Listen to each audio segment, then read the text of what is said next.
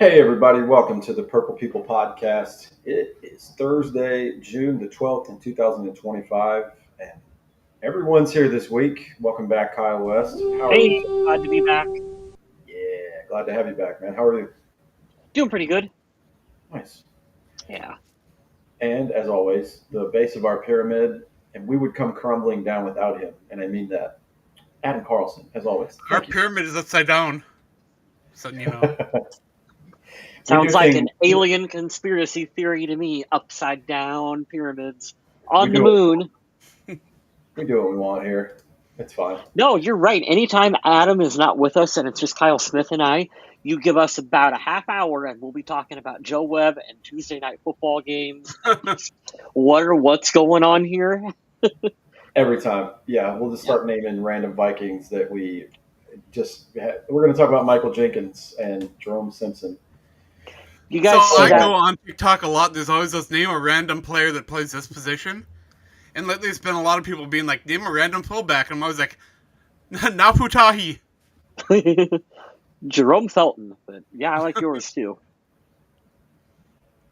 Those are He was good, man. pretty I tried good. to do that the other day. I actually, for the first time, and I thought I was being funny. I did a blind ranking of country music artists since I love country music, and then I Taylor also did Swift, number one. yes, number 1 through 10. She's the greatest artist ever to live, and I want to Beyonce, be number two. on record. I want to be on Did you record. see, I think it was Rolling Stone released a list of the top 100 guitarists of all time, and Taylor Swift made the list? Oh, There's nothing you. I'm not even going to dignify it with a response. It's just, I'm not saying her music is bad or not catchy or that she doesn't have skills. I'm saying top 100 of all time? Really? no, artists you can argue all day, but guitar players, what? yeah. What are we doing? Like that's not what she. So, who's on your Mount Rushmore of country music singers?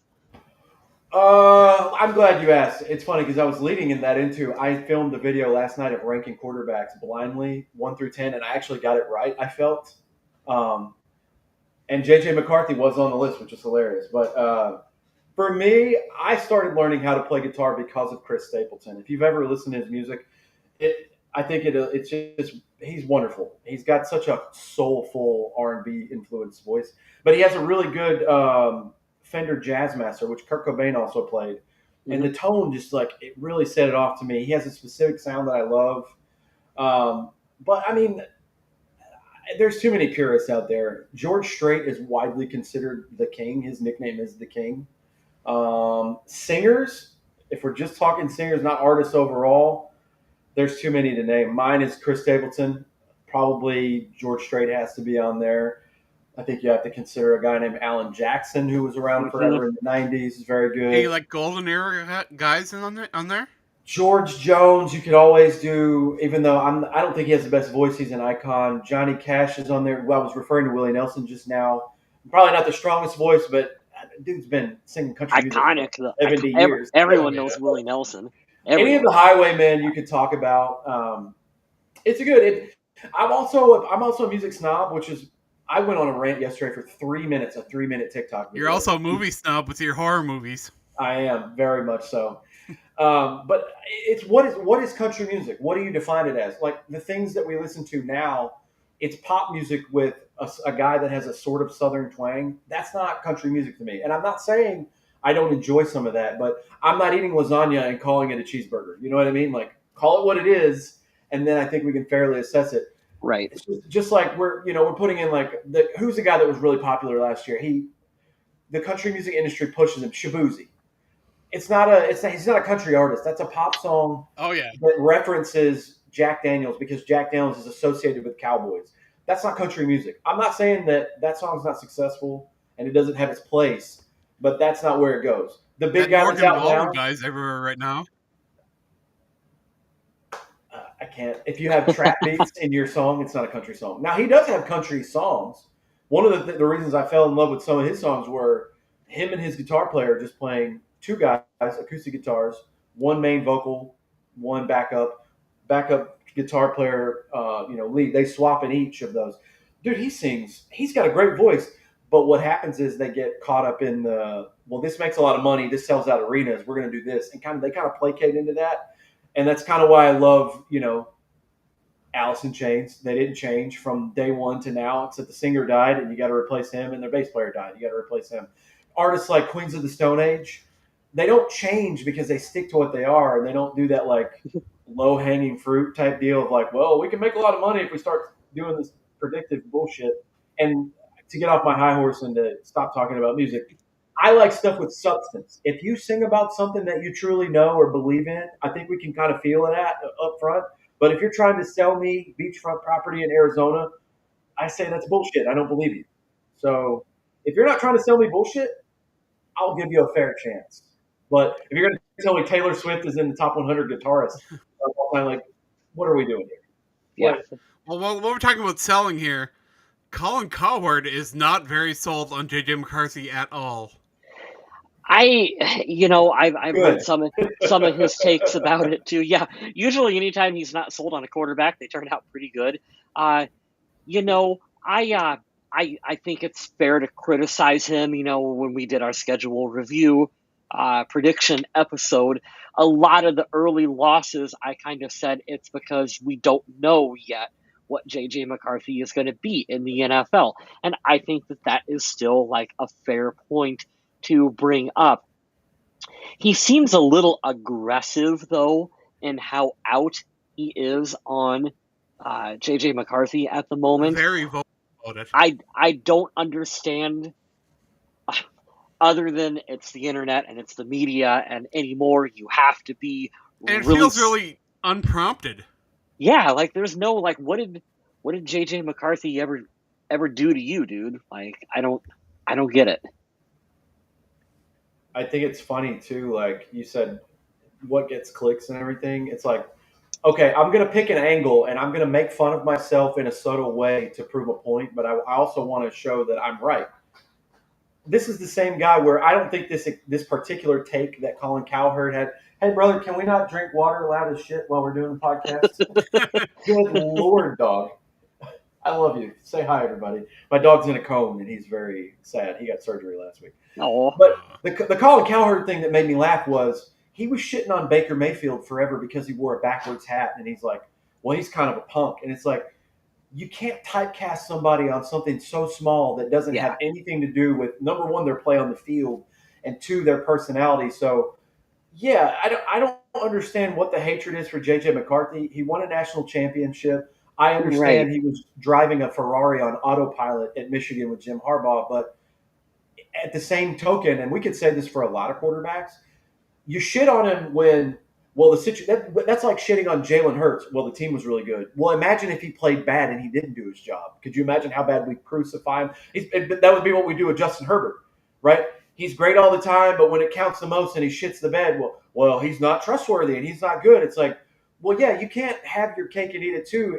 If he only is asked to throw the ball 8 times, but he does it 8 times perfectly, that's pretty good. It's kind of hard for a quarterback to not get in rhythm the whole game and be like, hey, it's 3rd and 8, and we're only up by 3, and if they get the ball back, they're kind of surging. I need you to throw a 20-yard dot, and I need you to do it now. I know you haven't thrown in 8 minutes. Well, I think that counts for something too, right? Right, and I personally don't buy into the whole keeping track of stats during OTAs on the number of throws and the number of touchdowns and like all of that stuff. But that information is out there from other sources if you want to see how he's doing. If you believe in those kind of metrics, JJ McCarthy looks like he's doing okay. I tend to lean towards the camp of, I don't want to say it doesn't matter, but I mean, we're not even talking training camp. We're talking OTA periods right now.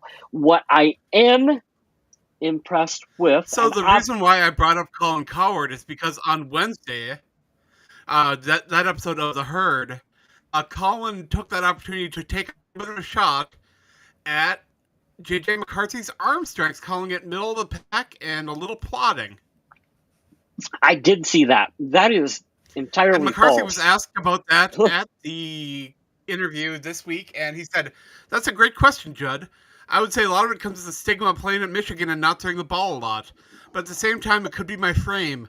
And they don't see a 6'5", 240 guy, so how can he throw at 61 miles an hour at the combine and all that? But at the end of the day, it's going to show up for the people that know. And I think it's just the situations I've been in and maybe not passing the eye test for some people. That's a real nice quote from him without going in depth and saying, oh, I ain't worried about it or something like that. He's a real intelligent kid. He's really smart. You can tell he was like coached up for this by Harbaugh when he was in college. Like he has been prepped very, very well to handle the media. On top of just being, like I said, a really humble, smart kid. I'm not worried about his arm strength. I don't get that criticism. I think he's gonna be fine. I haven't seen any throws where you're like, holy shit, he's not capable of making that. My only real J.J. McCarthy question is the quantity of passes. Is he going to be able to live up to that in the NFL? Because he's going to be throwing the ball a lot more than he did in college. Mm-hmm. And in college, I've seen him make clutch throws in really big-time situations. And honestly, if he can do that on a consistent basis, I have no problem whatsoever about a medium to, a little bit not excellent arm strength. I'm fine with that. There's this knock on him that, he came out of college in a system where they ran the football. Wouldn't it almost be more difficult to be the quarterback that, like, you're asked to make a play on a third down? My point exactly. Like, you're only asked to do it on, like, big moments to go out there. I almost think that would be harder than now he's coming into a situation in Minnesota. We're biased because we're Vikings fans. But, hey, you go out there on first down, and by the way, you got Justin Jefferson, Jordan Addison, and TJ Hawkinson out there on the field. You got, like, a wealth of talent to throw the ball to, and you got a couple good running backs and a fullback out there in front of you. Like, this offense is kind of a Cadillac. Like, you talk about him being on a stacked college team. He's kind of coming to a pretty loaded Vikings team. I think it's a very friendly system for him to come into. I also want to piggyback on one thing you said, and I want to talk about JJ, obviously. But think about, like, you talked about, do we really want to count the numbers for stuff? Let's look at Sam Darnold, right? Still relevant, even though he went on and moved to Seattle for this season. Think about how bad. Remember, there was a video last year, if you guys remember, of him throwing a pick in camp, and he literally fell down to his knees and grabbed his head. He was mad and upset. And look at the season he had. If you listen at all to the national media that talks about the Seahawks and Sam Darnold right now, he looks like shit in training camp at Seattle. That's all I've heard. Hey, he's thrown a lot of picks in 7-on-7 and this and that. Dude, look at what he did last year. It doesn't matter because not every team that you're not going to play your defense every week. We saw that last year in Minnesota. And the second part, going back to J.J. McCarthy, is it's a two-parter. One, I never heard one thing last year in training camp. It was all about his injury to his leg after that preseason game. Go back and find me any clip, any article, any video of anyone saying, man, J.J. McCarthy's arm looks pretty bad. He didn't hear it one time from one person. No. And think about that, too. We've said this on the show. I know I've been such an advocate for this, and I said it last year and this year. Sit this fucking kid for 1 year. I don't care what the deal is. You paid Sam Darnold. The kid's on a rookie deal. Sit him for one season. Have patience once. Unless it's clear cut, we have the next Joe Montana, and we're going to go out and trot out Matt Flynn on the field. Then let him sit down. So what happened? He got a year to process, a year to learn the system. He overcame injury, which was adversity. You want to talk about all these cliche things of, well, we had to overcome some adversity. Who had it worse on the team than that kid last year? Now he's had a year to learn the system. He's a good teammate. He's smart. He knows how to handle the media, obviously. He's already been asked about it in OTAs. Yeah. And he got a chance to process and be like, okay, I'm not going to throw the kitchen sink at you day one, week one, your very first year. I'm expecting big things from him this year because he's had a year to buffer.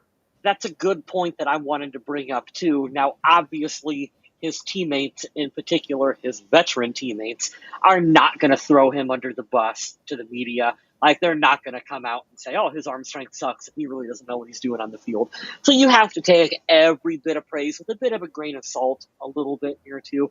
But it was Aaron Jones who was out there who said that he was really impressed with J.J. McCarthy's ability to run the offense. that he really seems to understand it and process it and have a good grasp already on what they're doing. And like you said, Smith, I think that comes from just having a year to sit and digest the whole offense and learn the whole playbook. And he's coming into it now, year two, having a really good understanding of it when he goes out on the field. I think that, like I said, it's a good situation for him coming in here on year two for the Vikings. You guys have both mentioned surrounding him with really good talent, and it's interesting that a new Vikings center, Ryan Kelly, said, "This is the most talented team I've ever been around, top to bottom." Yeah. And don't get me wrong, he hasn't been in the NFL for a super long time. He hasn't played for a lot of teams, but he knows what the NFL is, and he knows talent when he sees it, And that's quite a statement to make, considering, he has played with some really excellent players. I've heard that the Vikings coaches firmly believe that we are in about a 3-year Super Bowl window, like a legitimate Super Bowl window for this team to compete for the next 3 seasons, the way we're set up. And so they've got a lot of really excellent pieces in place out there. And I agree with that statement. And at the presser today, J.J. McCarthy got a good invite, and I believe he already accepted to work with Justin Jefferson heading into training camp.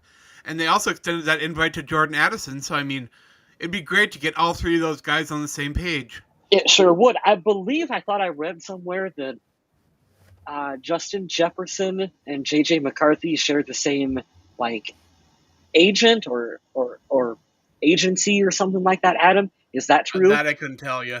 I think they do, because I think McCarthy said something about that.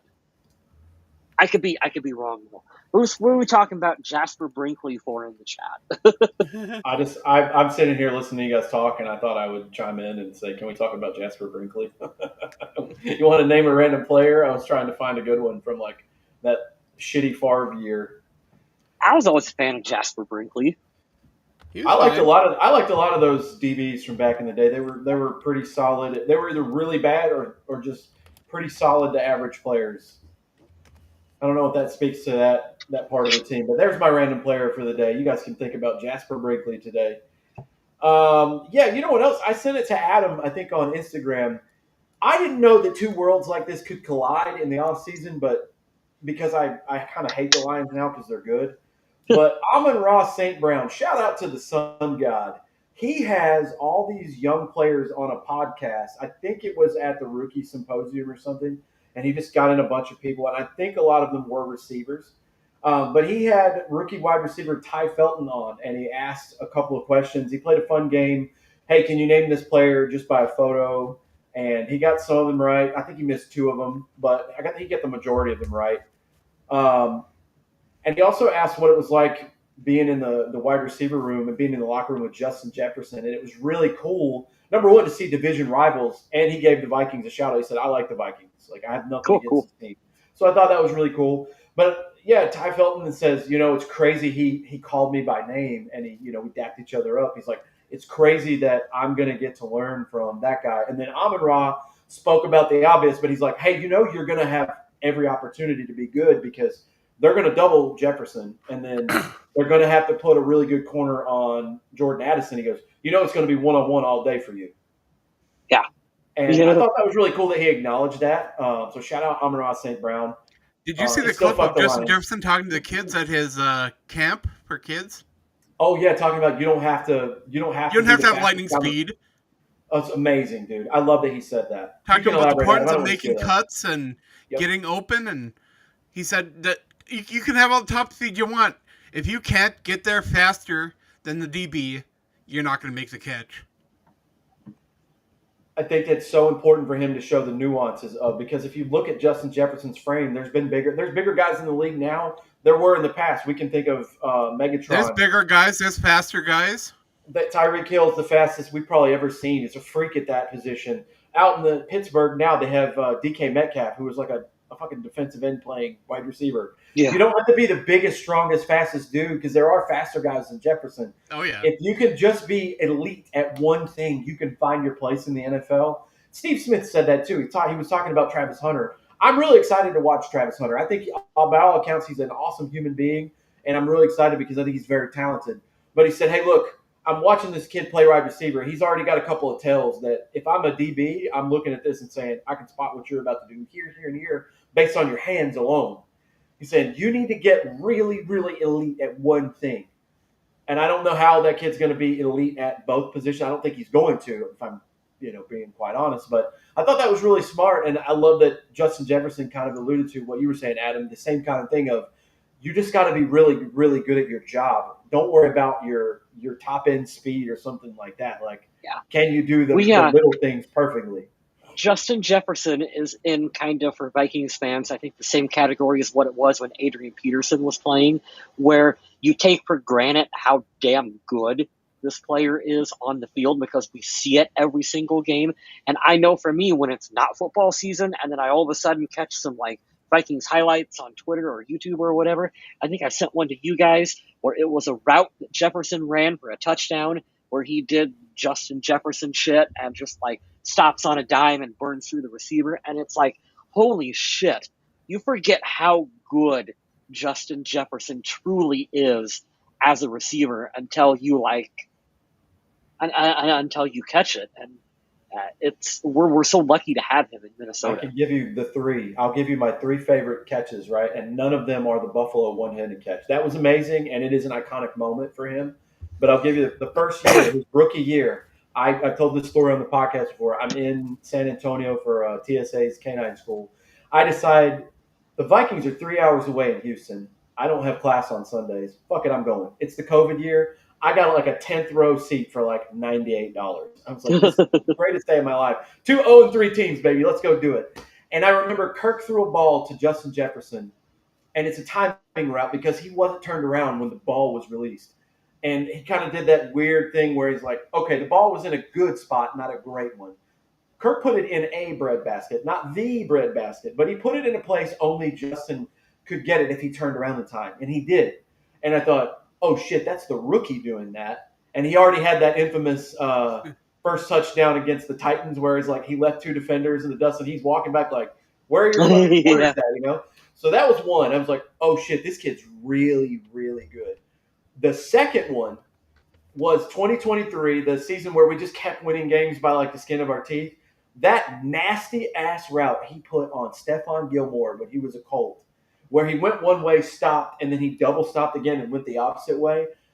That's the first time ever in my life I went, woo, shit! I was like, please replay that. Nasty if you don't If know you're what watching I'm talking Stephon about. Gilmore, he got so frustrated. He literally couldn't do anything. Stephon Gilmore could not handle what happened to him. It was bad, and he knew the next day when they watched that in the film room, like, I don't know what you expect me to do against that. And the third one is a point from last season where, kind of rounded to Adam's point, is I think about this throw. It's my favorite throw of the season. And, of course, it's flashy. It's a little backyard. But Sam Darnold throws like a 57-yard air pass against the 49ers. And it's to the house. It's like a 98-yard touchdown. And I think all of those encompass everything that Justin Jefferson can do. He can do the timing route. He can do the nasty, like, and one basketball move. And he can also burn you for 98 yards and do all those things. And like Kyle said, dude, we're witnessing a Hall of Famer in real time. Yeah. What's been impressive, too, is watching what he can do after the catch. Yes. And I know if he sat down and, like, if we were lucky enough to get him on the show, he would be like, hey, I've had my fair share of hiccups, too. I think of the Eagles game that one year where that dumb rule came back to bite us in the butt where it gets knocked out in the end zone. I know he could think of probably the time. There were a few games where he struggled, but they aren't many. Sure. Not a lot, man. I can't. The Adrian Peterson's a great reference, Kyle. Not quite. I don't want to put him with Moss and Carter because he's not quite there yet. But Adrian Peterson was kind of the heartbeat of the team for a good 8 years. Oh, there he is. The one season Adrian Peterson literally ran this team to the playoffs with Christian Ponder and no weapons. Dog shit receivers outside of Percy Harvin.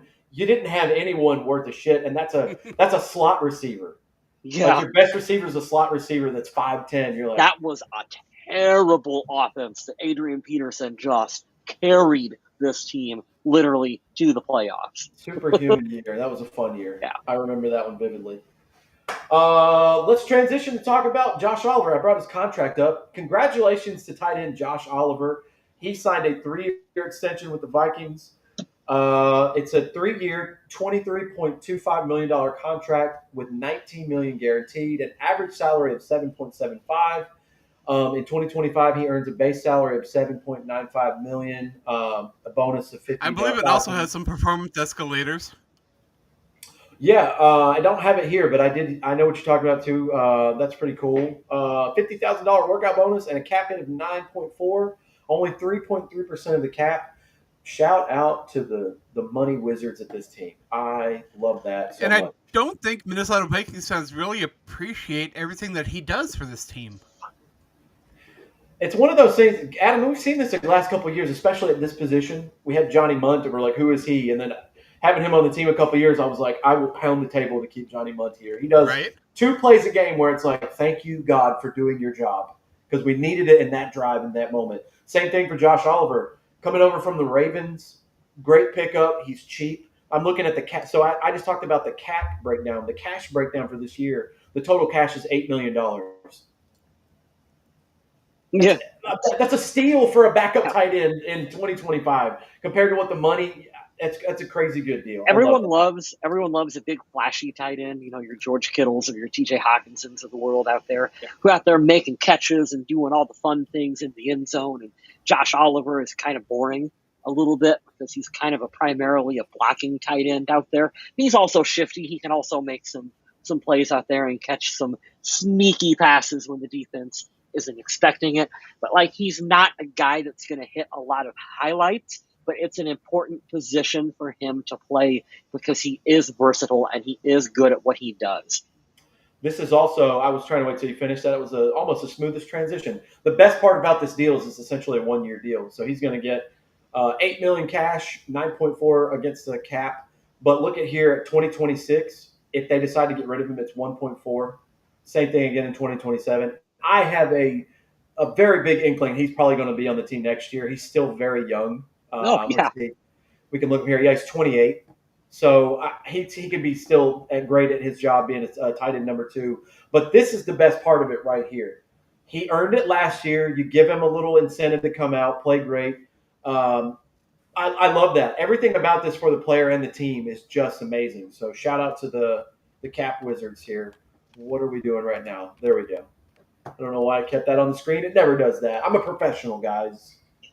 That's a really smart cap when you look at it like that on how not cap, contract. I mean, a really smart contract when you look at how that goes against the salary cap, because that's also a move that, like, Rick Spielman would have signed him to a 7-year, fully guaranteed contract, and we would have been sitting here like, what the fuck? Like, he's good, but he's not that good. So it's nice to see some forward thinkingness in this contract a little bit too. But while we're talking about tight ends, we got to talk about Giovanni Ricci, the newest tight end the Minnesota Vikings signed. I still don't know who that is. I'm not sure either, but I got to do this when I say it. Got to get some pizza. Oh, that's funny. Yeah, I'll leave that up to Adam to talk about. And that's no disrespect to Giovanni. I'm just just making jokes. Like, I'm kind of falling out of the checking on every signing thing. If he ends up making the 53, dude, I'll root for you, man. I might even buy a cheap Chinese jersey off of TikTok if I wanted to save a lot of money and spend $20 on a jersey. I'm a little surprised you aren't familiar with him. I am not. Because he spent 4 years with the Carolina Panthers. Well, when you say that, Adam, there's a lot to forget about the Carolina Panthers ever since 2015. About the last decade, they've been in purgatory. Would that have put him underneath the Matt Rule Carolina Panthers? At some point, yeah. Actually, yeah, that might have been his first year. I'd have to look that up. Well, that explains why you've never heard of him. But he's 6'3", 240, an undrafted free agent that went to Carolina in 2020, yes.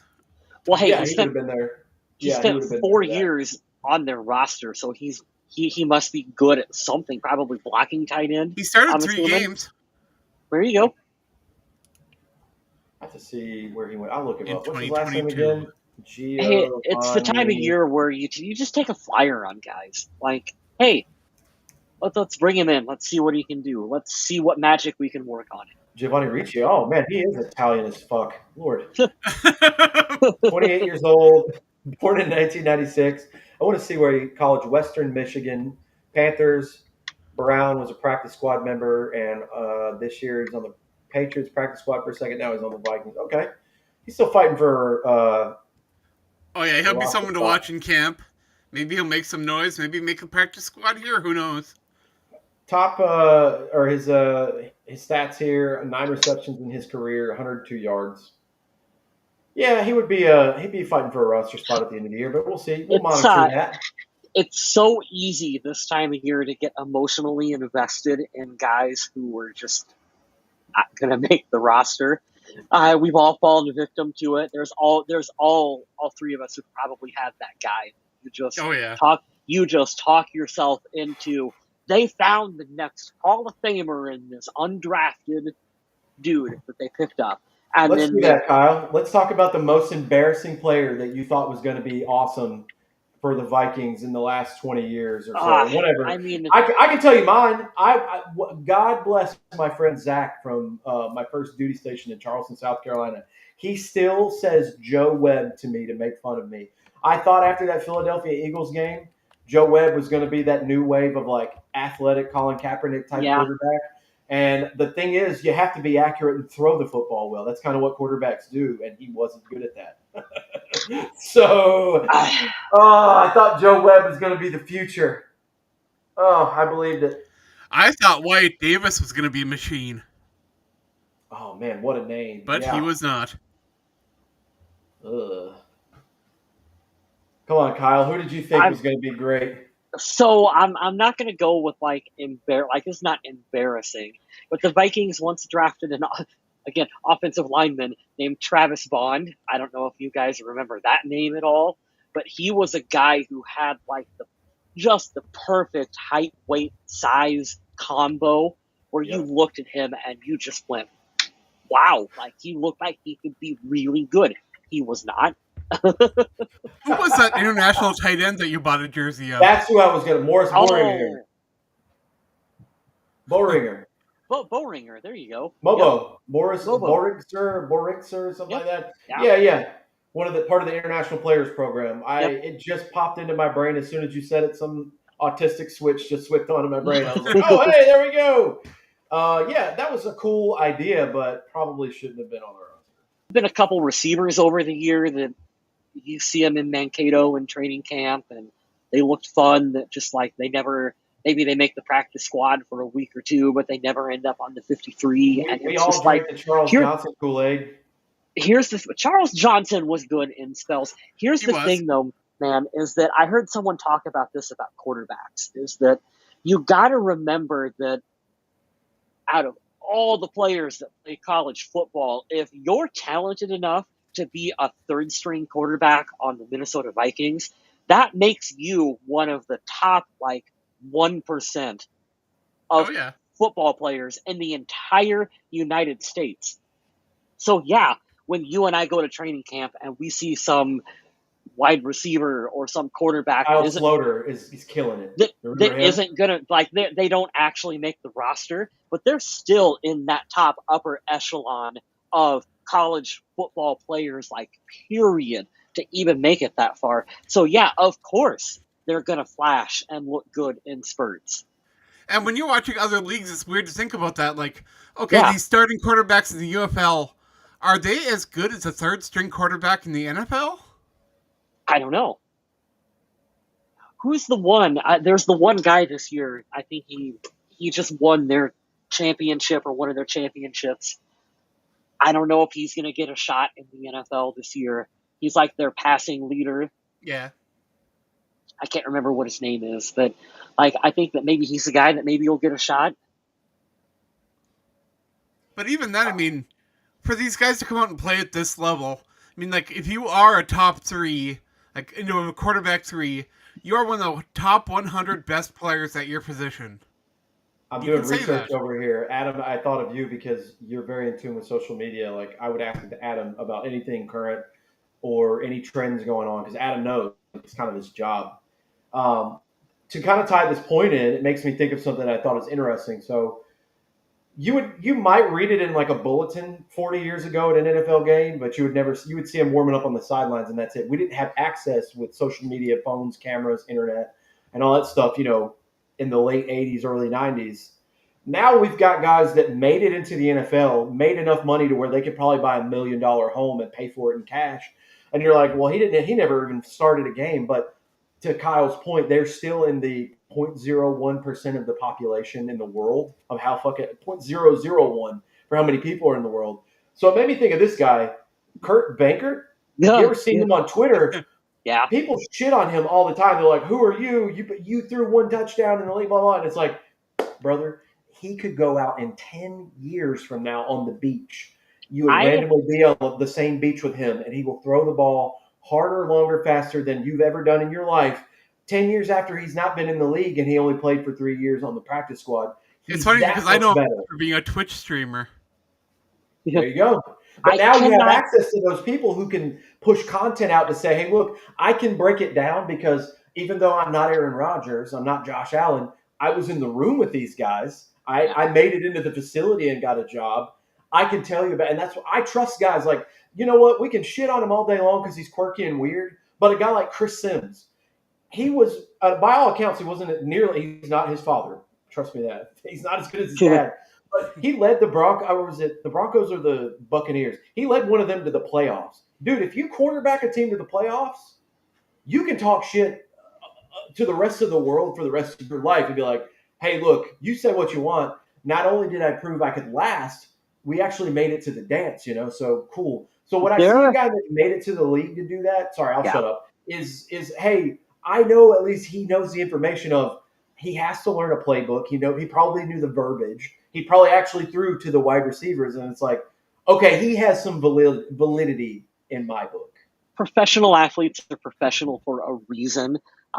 There's a really good, I cannot remember the guy's name. He's a former NBA player who had like 14 seasons in the NBA. He didn't really ever play in like regular season games. People love to shit on him. I can't remember, but people love to shit on him and be like, oh, this guy he was never good. He never did anything in the NBA. But dude, like if you spend like 12 to 14 years like in the league, like you're good at something. Anyway, he will show up to like your local YMCA and like if you want to challenge him and he shows up and he looks like your dad. Like Is this Brian Scalabrine? Yes, it is, Adam. Thank you. He will show up like. And let me guess, Kyle. He'll dog walk the shit out of everybody in that gym. And he looks like and at this point he looks out of shape, and he just like bam, like over top, puts the moves on people, and then when he's done, he's just like off the court, and it's like, and that's a dude who didn't really do anything in the NBA. Well, it's funny you mentioned. I have that in my algorithm. Like, I don't really fuck with them as much anymore because they're like so hardcore to the left. They turned a sports show into politics like every chance they can. But I used to be a real big Dan Le Batard fan. Like, they were the anti-sports show. Like, oh, you want us to talk about the game last night? Here's a 64-man bracket of all the funny jokes we made about Andy Reid. Like, that was fucking hilarious, Like, but they had one recently. They were talking about a baseball player. And he went to go play softball at like an intramural softball league at like Pittsburgh. And, it's different than hitting a 90-mile-an-hour fastball. So he struck out once. And everybody in the dugout's like, oh, I thought you played ball, blah, blah, blah. And he was like, you know what? I'm going to go out. And he said, I hit this ball so hard and so far. I literally walked out of the game, and I haven't touched a baseball bat, or picked up a glove since. And I won't ever in the rest of my life. And I'm like, if I was a pro athlete, I probably would do that. I'd probably go out there and just flip everybody off that works in the neighborhood and was like, oh, yeah, I can ball with you. And be like, you actually can't even hold the shorts that I wear. And I just wanted to remind you of that. See you later, and just leave. Real quick, this is a really fun thing, too. So I watched a video where this guy was like, hey, I'm going to show you how carnival games are rigged and like how you're not able to win them. And he was showing the ones where like, you throw the baseball at the thing and like they're weighted or whatever. And he's like, you're not supposed to be able to win these unless you happen to be best friends with a guy who's a minor league pitcher who can throw a 90-mile-per-hour fastball. And then they're like, and then it doesn't matter what they tried to do. And so his buddy comes out and just starts zinging and is like winning. They called security on him. And we're like, dude, you have to stop. Because he was winning all the huge prizes, giving them out to kids and shit. They're like, dude, you have to stop. There's no rule against it. Yeah. But yeah, like that's the that's caliber funny. athlete that we're talking about here. You know what's good about this? We're doing the humble pie episode we didn't know we needed on this podcast. For Right. all the shit that any one of us have talked over the last 10 to 12 years, however long I've been with you guys, is we understand our place, and we're just a bunch of nerds talking about a sport we've never made it Kyle to. Smith, And it's how fine. badly, if you lined up at corner against T.O., Terrell Owens, right now, how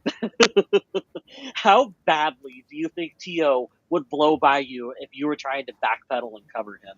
I want you guys to listen. We're going to take a moment of silence here. That was my Achilles snapping right off the bat. Yeah. That's exactly what would happen. And look, Yeah. you picked the best person for that. Guess who still has washboard abs and still goes out and trains? Dude, T.O. Who was the guy that was in Carolina? Kelvin Benjamin. They always said he was a Popeye's biscuit away from being a tight end. His big ass could come out and chop me up. It did convert him to tight end, I believe, in Buffalo. Yes.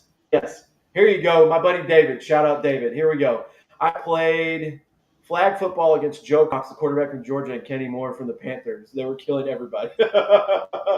We had one of those local like semi-pro like football teams that popped up around here. It was a few years ago. I don't know if they're still a thing or not. I don't think so. But they had a kicker who was like, I don't think it was like true NFL experience, but maybe he had some. He had something that was more than your average guy. And I remember this kicker like absolutely lit that league up. Like you could line him up as far back as you wanted to on the field, and that dude was nailing it. I love it. I never played football. That's the thing that if I could go back in time and change one thing. So my frame, I'm 6 foot tall now. I thank God I've lost all this weight. I'm about 211. That's where I've been averaging this year. But when I was in high school as a senior, I went to when I was wrestling. That was probably my best year, was my senior year. I was 130 pounds. That was my weight class. This tall at 130 pounds. So you got to imagine my frame. Not if I was to beef up a little bit, I would probably be around 145 or 150 pounds. Really tall and lanky. Well, the problem is I can't catch a fucking football to save my life. I definitely don't know how to throw one. Maybe I could have been taught at a young age. I'm not big and strong, and I'm not particularly fast. So outside of learning how to be a kicker or a punter, maybe I could have been a safety.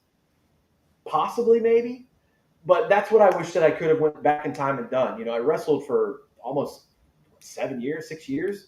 And that was fun. That's why I have my love for mixed martial arts and fighting and stuff. But I've never played the game of football. So I'm coming back doubling down, saying when I give you my football opinions, that's all they are. It's just from me being a nerd watching movies, basically, because I've never done this myself. I don't know shit about stepping on the field, and I fully own up to that.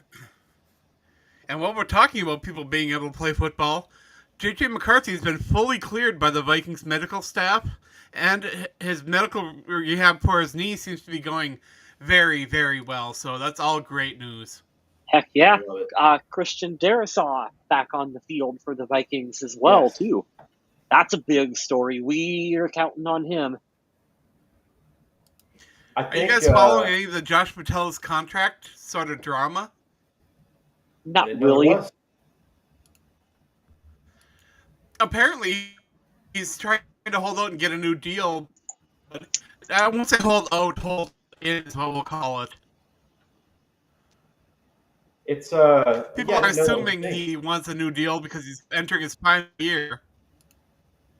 That would make sense. But I'm waiting to hit something a little trouble because I don't really know what's going on. I'll try to pull up his details. My internet might be slightly sluggish doing this, but why not? Yeah, seems like a story to watch. Kind of wait for that to unfold and see what happens. I don't think he's going to probably miss any training camp or whatever. I don't know if there will be a holdout, but you never know. You drafted. Did he get an? Yeah, so they got ahead of this. I could see why. This was great for the Vikings getting ahead of it. I don't know. Did he play somewhere else, or is he drafted by Minnesota? He's 27. I'd have to look here, but it says Metellus? yes. I believe he's always been a Viking. He's a rookie. He's on the rookie extension. Okay, current 2023 to 2025, a rookie extension. So base salary in 23 was $1 million, $1 million in 24. 2025 base salary is 3.6, and his cash breakdown this year is 3.775. So yeah, he's going to want more money. He's due for a bump in pay, I think, and I think he's deserved it. He's a guy that I don't know if you want to lock down to like a massive contract. So if he's hoping for that, I think you kind of play the long game with him. But like, I'm willing to give him kind of one of those medium-sized deals to keep him locked up for the next couple seasons in Minnesota. Brian Flores really seems to like him and wants him to do so many things in that defense. I like him too. I think he should stay. I'm looking here to read. I'm reading on Athlon Sports. It's all good. It's part of the process. I mean, the coaches, everybody understands, the situation here. Yeah. I mean, makes sense. I wish these stupid ad blockers would go away. I would be able to read it a lot better. I wish they would work. Yeah. I wish we could have the internet without ads all over it again. Remember back in the day, that used to be a thing? Giving KSTPS Sports their credit for their Twitter thing on here from Yahoo Sports. Vikings captain Josh Metellus on contract extension talks. He says, that's between my agent, Drew Rosenhaus, and the boys upstairs. I'll let Drew handle that. They understand I'm a football guy first. Right now, I'm focused on getting to the summer and finishing these last 2 days. That was 2 days ago. So yep, that was him talking to Darren Wolfson, I believe. And here it is again, Pro Bowl vote. What day was it? December 11th, 2023. Josh Metellus, positions played. This is when they played the Raiders a few years back. Strong safety, free safety, left corner, right corner, slot corner, left inside linebacker, right inside linebacker, middle linebacker, left outside, right outside linebacker, right defensive end, and left defensive tackle. Yeah, that's what I would walk out and say, hey, Drew, show them this and tell them, fix this, please. That's all we need to do. That's your contract extension talk right there. That's hilarious. Do you think you'll see Travis Hunter like that on defense, or is he just going to be like? If he's like good, how versatile is this dude though? Like, can he handle that kind of workload, or are you only? I know this has nothing to do with the Vikings, but it's a super fascinating story. I don't think, Kyle, to answer your question, I don't think it's about can he be versatile everywhere else. I think what we need to focus on, and I think what you're alluding to is, I want to know the snap count. I want to know if he can average 90 snaps a game, 100 snaps a game. If he does that, let's say we're into week 6 and he's played 600 snaps. How crazy would that be? Yeah, I know. Because that's going to be hard to maintain. Because he's going to be an injury away from pissing the entire franchise and fan base off. But that's what you're going to get when you play with fire like that. And the only way, I mean, he's a rookie. He's young. You've seen what he did. Like, he's a Heisman Trophy winner. You have to try that. You have to try both. I believe in his talent level, and I believe in his willingness to do it. I think that as he's young, he'll be able to play both ways. I think by the time he hits his second contract, assuming he's stayed healthy, you'll see him kind of settle down more into one side of the ball. And I think that if he hits that second contract, he's going to be paid as a wide receiver or he's going to be paid as a corner. And you will see him predominantly on one side of the ball as he kind of ages into the NFL. But early on, dude, play him on both sides, play him on special teams, play him at quarterback. So just have fun with the kid and see what he can do. So I know neither of you guys know this number, so I'm going to have some fun and ask you guys to kind of guess what it is. But what do you think the Minnesota Vikings win total over-under is this year? From like Vegas odds? Yep. 8.5. What do you think, West? 9.5. Because Smith nailed it exactly. It just feels right. I haven't looked this up because I don't bet at all. So I didn't cheat on this. I'm saying I didn't cheat, but that feels about right. But that is a major drop off from 14-3. Like, that's bad. That's a very frustrating year, but here we are. It's the That's unknown. exactly like 500, in a 17-game season. My It's son is the unknown FaceTiming from me, boys. McCarthy. I'm going to remove myself. You take over. All right, so I guess that's happening. It's the unknown from JJ McCarthy. I think that's has a lot to do with it right now, Adam. Yeah. I think if they were more established, I'd be really curious to see if they actually would have bit on like the Aaron Rodgers signing. If they would have brought in Aaron Rodgers, like what would that have done for the Vegas odds for this team? Would they have been viewed as a 14-win team then? Well, it was kind of weird because with the Pittsburgh Steelers, when they brought in Aaron Rodgers, their win projection total didn't change at all. That's fascinating. I will fully admit I don't truly understand how they figure those odds out. Do you? I don't know how Vegas does any of that, to be honest. Yeah, I'm not sure. I But I do feel like 8.5, although for Vegas standards is pretty fair. But like, I think this is better than an 8.5 win season. I mean, 9 is already better than that, and I feel like 9 is kind of where things start for Minnesota. I'd be a little disappointed with 8 or less. to me, I think anything less than a 10-win season is actually kind of a disappointment. Because I did hear that the expectations for the Vikings from this coaching staff is that they firmly believe they just started about a 3-year window where they have a true opportunity to win the Super Bowl because they believe in the roster, they believe in the coaching staff, and they have that, like we talk about, that rookie quarterback pay scale with JJ McCarthy that allows them to spend maybe a little bit extra out there right now in free agency to bring in some of these larger pieces and parts like what we've seen them do. And this kind of 3-year window does kind of check out with them maybe bringing in some veteran offensive linemen who are maybe only on a 2 or a 3-year contract, where they kind of have this, okay, if it doesn't, if we don't win one during this window, they kind of have a moment to retool, afterwards if necessary. And that McCarthy deal has really helped Minnesota be able to lock down the players that they already have. The ones that are key contributors, guys that are going to help this team win down the road. And there are guys that are in the locker room that may not make highlights. You're not going to see them on SportsCenter. But those guys help the team win games. I don't know if it's in the trenches. I don't know if it's linebackers, corners, safeties, whatever it is. I get that quarterback is what people want to talk about, and star wide receivers, star running back, sure. Talk about them all, but remember, it takes a full roster to win a game. Yeah, it sure does. I think that the improvements on the offensive line is where I'm probably the most intrigued to see how this plays out for the team, because on paper, I really do think they've done about as much as they can do to improve on that position. And I am impressed that they finally kind of pulled the trigger on doing this. It feels like they've needed to overhaul this offensive line outside of your right and left tackle for a couple seasons now.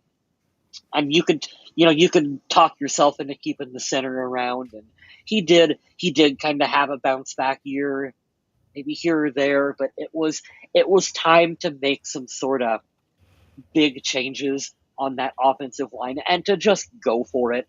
You kind of got to go for it at some point. I saw some Vikings fans were really mad about that Josh Oliver extension because they wanted Jair Alexander to come to Minnesota. Yeah, that's a name. That's a name that you recognize, so I get it. We have that talk a lot where a player might be a name player, but they might not be a great fit for a team, and I don't know if he fits what Minnesota wants to do. Yeah, I don't know either. And like I said, Oliver is not he doesn't play his role on the team in a way that's going to get him highlights on Sports Center each and every week. So it makes it like if you're just a casual fan, not saying that we're some, hardcore know-it-all Vikings podcast out here too, but if you're more kind of a casual fan, you might be wondering why they made that decision because you don't necessarily see those highlights on social media and on Twitter all the time too. So I understand it. Yeah, so we don't have a ton of Minnesota Vikings news to talk about for this week, but we wanted to get a show in and be able to just talk about what's going on. I think we had a pretty good conversation. And Minicamp, of course, everyone showed up for Minicamp, the OTAs, and Yep. we got training camp coming up, and this is sneaking up on us kind of fast, isn't it? Football season is we're getting down to the nitty gritty here coming up soon. Man, as soon as you hit training camp, like football season is legit right around the corner, man. Like training camp comes and goes fast, and then we're going to be on to preseason like really soon after that, dude. I am so excited to get some NFL football. I mean, the USFL was pretty cool. It's fun. It's fun to But watch it's a not couple the NFL. highlights. It never quite scratches that true itch of NFL football.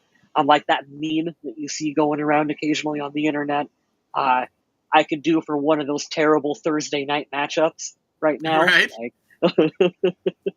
I could definitely go for one of those if the Jaguars and the Giants were on Thursday night football coming up here. I'd watch it. Oh fuck yeah, I'd watch it. But yeah, I don't have a whole lot else for other news. Do you have anything you want to talk about? No, I really don't have anything as well too, other than I am impressed on the amount of players who showed up during this voluntary period. I don't know if they were all there at the same time, but I do believe Kevin O'Connell said that for the duration of OTAs, they've had every player present. I have been looking into going to a game this year, going to that Cincinnati game at US Bank Stadium, but tickets are very expensive, and I don't know if I'm willing to lay down $230 to get in the door and not have to sit in the nosebleeds, you know? Yeah, they're expensive, especially when the team is as good as what the Vikings are. Like they're in pretty high demand. So right now I'm kind of waiting. I'm going to see because I'm going to go out to a concert there the night before, and then we're going to see what's going on. And if we can get a couple cheap tickets to the Vikings Bengals game, we'll go.